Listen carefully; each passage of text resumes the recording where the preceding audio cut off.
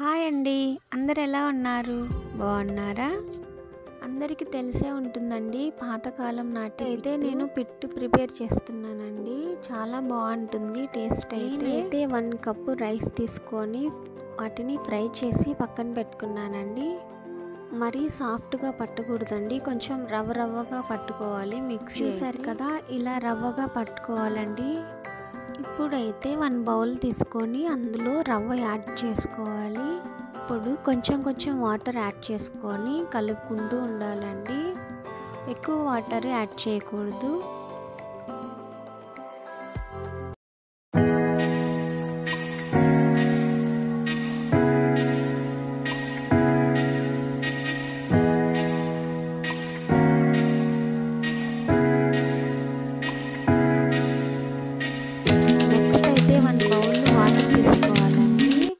Next దానిపైన ఒక cloth మొత్తం క్లోజ్ చేయాలి. నెక్స్ట్ అయితే మనం ప్రిపేర్ చేసి పెట్టుకున్న రైస్ రవ్వని యాడ్ చేసుకోవాలండి. చూస్తున్నారు కదా, ఇలాగా పెట్టుకోవాలండి పైనంతా. అప్పుడైతేనే మనకి మంచిగా కుక్ అవుతుంది రవ్వ. మొత్తం ఇలా పెట్టాక నెక్స్ట్ కింద ఎక్స్ట్రా క్లాత్ ఉంటుంది, ఈ మొత్తం కవర్ చేసేయాలండి. ఆ రవ్వ మీద మొత్తం పెట్టేయాలి, కవర్ చేసేయాలి. మొత్తం ఓపెన్ లేకుండా కవర్ చేసేయాలి. అప్పుడైతేనే మనకి మంచిగా లోపల కుక్ అవుతుంది.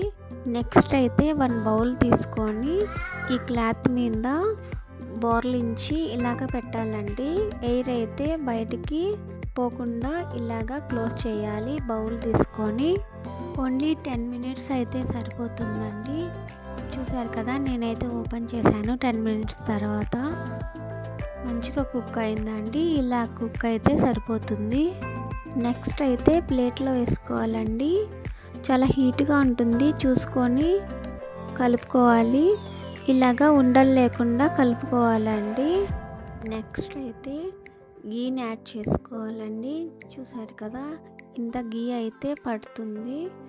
నెక్స్ట్ బెల్లం అయితే తురుము పెట్టుకున్నానండి. ఇంకా బెల్లము, ఇంకా ఎండు కొబ్బరి తురుము యాడ్ చేస్తున్నాను. ఇంకా ఇలాచి యాలకులు దంచి పెట్టుకున్నాను, అవి కూడా యాడ్ చేస్తున్నాను. ఇంకా ఇప్పుడైతే గీ యాడ్ చేస్తున్నాను. అన్నీ 1 బై 1 యాడ్ చేసుకోవడమేనండి. అంతే అండి. చూసారు కదా, చాలా సింపుల్ అండి. చేసుకోవడం అయితే చాలా బాగుంటుంది, టేస్ట్ కూడా. మీరు 1 టైం ట్రై చేయండి. ఈ వీడియో నచ్చితే please like and share and subscribe అండి. Thank you.